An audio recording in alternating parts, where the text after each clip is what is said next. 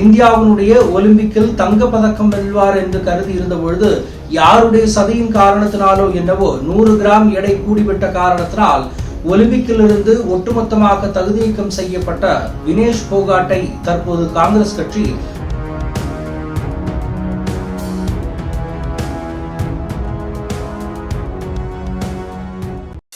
Mister perfect extra gold திருமணமான ஆண்களுக்கு திருப்பு முனையை ஏற்படுத்தும் ஹலாலான இயற்கை வியாகரா.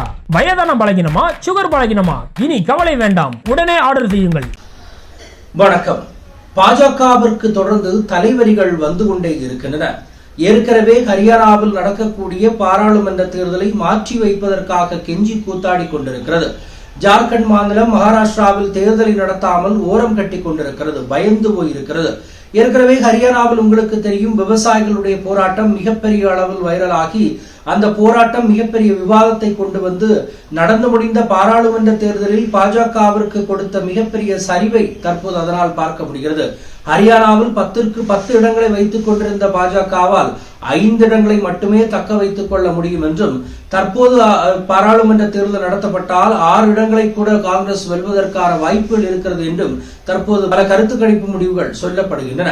இப்போது அதற்கு அடுத்தபடியாக இந்தியாவினுடைய ஒலிம்பிக்கில் தங்க பதக்கம் வெல்வார் என்று கருதி இருந்த பொழுது யாருடைய சதியின் காரணத்தினாலோ என்னவோ 100 கிராம் எடை கூடிவிட்ட காரணத்தினால் ஒலிம்பிக்கில் இருந்து ஒட்டுமொத்தமாக தகுதி நீக்கம் செய்யப்பட்ட வினேஷ் போகாட்டை தற்போது காங்கிரஸ் கட்சி வேட்பாளராக நிறுத்துவதற்கான வாய்ப்புகள் இருக்கிறது என்று சொல்லப்படுகிறது.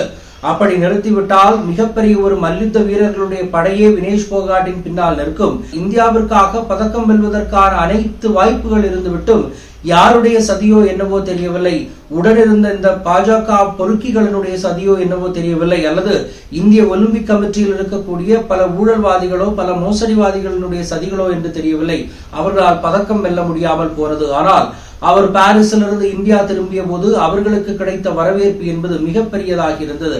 கண்ணீர் மல்க அந்த வரவேற்பை ஏற்றுவிட்டு சென்ற வினேஷ் போகாட் அரசியலில் குதிப்பதற்கான பல வாய்ப்புகள் இருக்கிறது என்று அன்றே கருத்து கணிப்புகள் சொல்லிக் கொண்டிருந்தன. தற்போது அது நிஜமாகிறதா என்கின்ற கேள்விதான் இருந்து கொண்டிருக்கிறது. அப்படி வினேஷ் போகாட் தேர்தலில் போட்டியிட்டால் பாஜகவிற்கு அது பிரச்சனையாக இருக்கும். ஏற்கனவே பிரிஜ்பூஷன் சரண் சிங் மீது, பெண் மல்யுத்த வீரர்கள் மீது பாலியல் பலாத்காரம் மற்றும் பாலியல் துன்புறுத்தல்கள் நடத்தப்படுவதாக கூறி நடந்த போராட்டத்தில் நடு ரோடிலிட்டு கண்ணீர் மல்க தாரதாரையாக இழுத்துச் சென்ற காட்சிகள் எல்லாம் நாம் கண்முன்னே பார்த்ததுண்டு. பாராளுமன்ற திறப்பு விழாவின் போது அங்கே சன்னியாசிகளை கொண்டு வந்து திறந்து வைத்து மிகப்பெரிய அளவில் பகிட்டுக்காக ஷோ காட்டிய மோடி ஒரு பக்கம் நிற்கும் பொழுது, மறுபக்கத்தில் இந்தியாவிற்காக பதக்கம் வென்ற மல்யுத்த வீரர்களை நடு ரோட்டிலிட்டு காவல்துறையினரால் அடித்து விரட்டி அவர்களை இழுத்துச் சென்ற காட்சிகள் நம் கண்முன்னே பார்க்கப்படுகிறது. அப்பொழுது டெல்லியில் உரத்த குரல் தான் இது, மோடி அவர்களே, நீங்கள் பயந்து போய் காவல்துறையின் பின்னால் ஒளிந்து கொண்டிருக்கிறீர்கள், நீங்கள் வெளியே வாருங்கள் என்கின்ற மிகப்பெரிய கரகோஷங்கள் எழுந்து கொண்டிருந்தன. ஒரே ஒரு விஷயத்தை மட்டும் இங்கே புரிந்து கொள்ள வேண்டும். வினேஷ் போகாட் அரசியலில் குதித்தால், அதுவும் காங்கிரஸ் கட்சிக்கு நின்றால், அது அவர்களுடைய உறவினரான பபிதா போகாட்டை எதிர்த்துதான் நிற்க வேண்டும். இந்த பபிதா போகாட் அப்படிங்கிறவர்களும் வினேஷ் போகாட்டினுடைய அந்த போராட்டத்தின் போது கலந்து கொண்டார். அதன் பின்பு பல அரசியல் அழுத்தங்கள் காரணமாக அந்த போராட்டத்திலிருந்து மீண்டும் விலகிச் சென்றார்.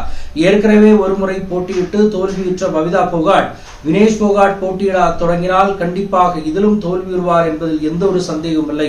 பொறுத்திருந்து பார்க்கலாம். அக்டோபர் 1ஆம் தேதி ஹரியானாவினுடைய தேர்தல் நடக்கவிருப்பதாகவும் 4ஆம் தேதி வாக்குகள் எண்ணப்பட்டு முடிவுகள் சொல்லப்படும் என்னும் தேதி சொல்லப்பட்டிருக்கிறது.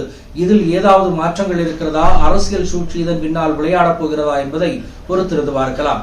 மற்றொரு சந்திப்போம். நன்றி, வணக்கம். மை நேம் இஸ் ரெட் சேனலை சப்ஸ்கிரைப் பண்ணிக்கோங்க. அதுக்கப்புறமா பக்கத்துல இருக்கிற ஜாயின் பட்டனை கிளிக் பண்ணீங்கன்னா ஒரு நியூ பேஜ் ஒன்று ஓப்பன் ஆகும். அதுலயும் ஜாயின் பட்டனே கிளிக் பண்ணிக்கோங்க.